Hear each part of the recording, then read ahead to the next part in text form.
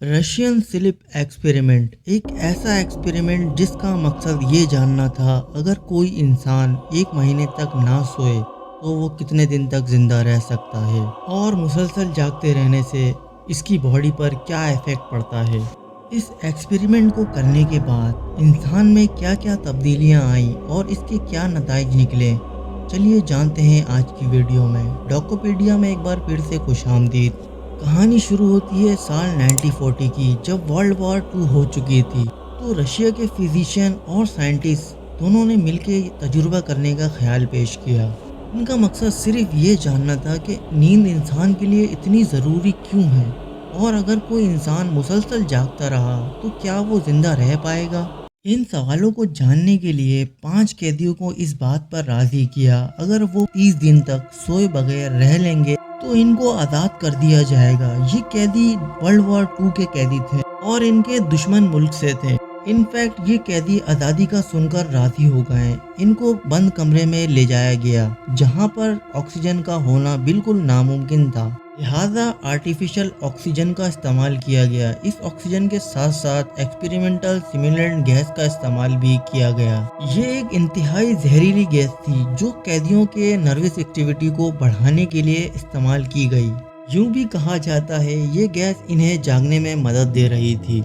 ये कमरा गिलास वॉल से बना था जिसके आर पार सब साफ नजर आ रहा था। इसमें 5 इंच मोटे शीशे लगाए गए थे जिसकी वजह से बाहर बैठे साइंटिस्ट और फिजिशियन इन कैदियों के बदलते बिहेवियर को आराम से देख पा रहे थे। कमरे में माइक्रोफोन भी लगाए गए थे ताकि इनकी बातों को सुना जा सके। इनके खाने पीने के लिए बहुत सारे ड्राई फ्रूट्स रखे गए और पीने के लिए पानी का भी इंतजाम किया गया। कमरे में बोरियत को दूर करने के लिए काफी सारी बुक्स रखी गई और आराम करने के लिए बिस्तर भी लगाया गया। यानी इन्हें हर तरह की सहूलत हासिल थी मगर सोने की इजाजत बिल्कुल भी नहीं थी और यही इस एक्सपेरिमेंट का मकसद था।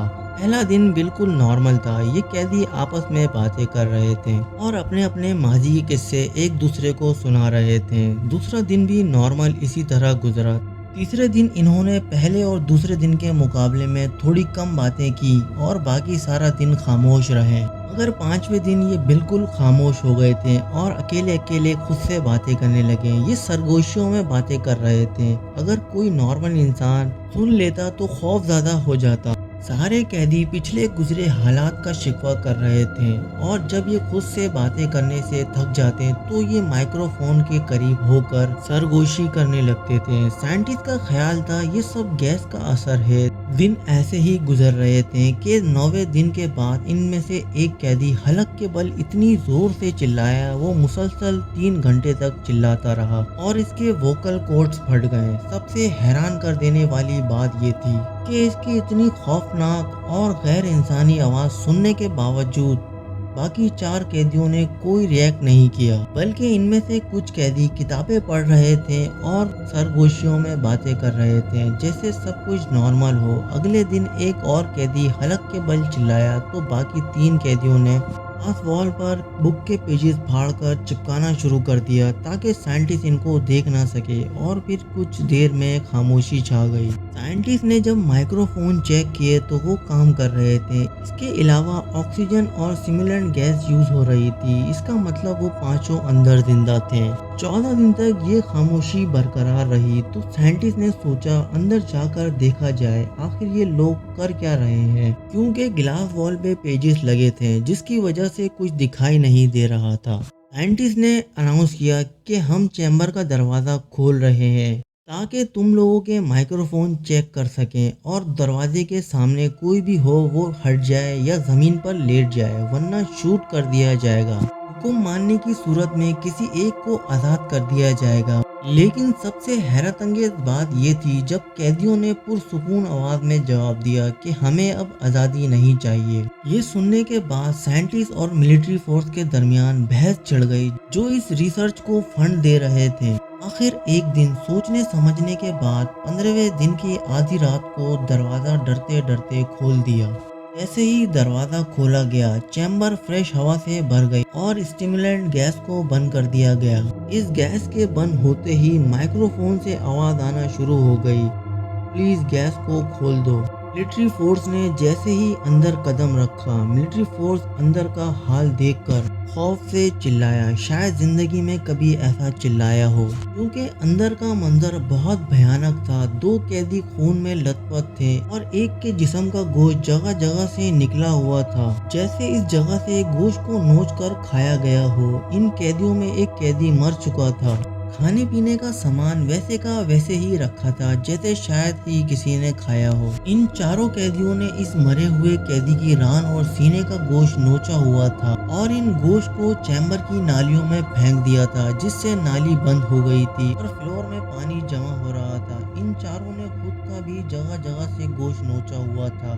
शायद चारों ने एक दूसरे का गोश्त नोचा हो। वो चारों मुसलसल भीख मांग रहे थे कि वो गैस ऑन कर दी जाए, वरना वो सो जाएंगे।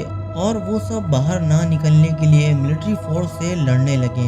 एक कैदी ने मिलिट्री ऑफिसर की टांगों पर काट लिया, जबकि दूसरा मिलिट्री ऑफिसर अपनी जान की बाजी हार गया। इसी दौरान एक कैदी जोर जोर से चिल्लाने लगा। इसका दिल फट गया और खून बहने लगा। मरते हुए इसके आखिरी अल्फाज कुछ यूं थे, मोर, यानी इसे वो गैस और चाहिए। बाकी तीनों को बहुत मुश्किल से हॉस्पिटल ले जाया गया था। ये तीनों मुसलसल बस गैस ऑन करने की इल्तिजा कर रहे थे ताकि वो जागते रहें। इनमें एक की 9 हड्डियां टूट चुकी थी, जबकि दूसरे के मसल इसकी हड्डियों से अलग हो चुके थे और तीसरे के वोकल कॉर्ड फट चुके थे और वो बात नहीं कर सकता था, वो सिर्फ सर हिला सकता था।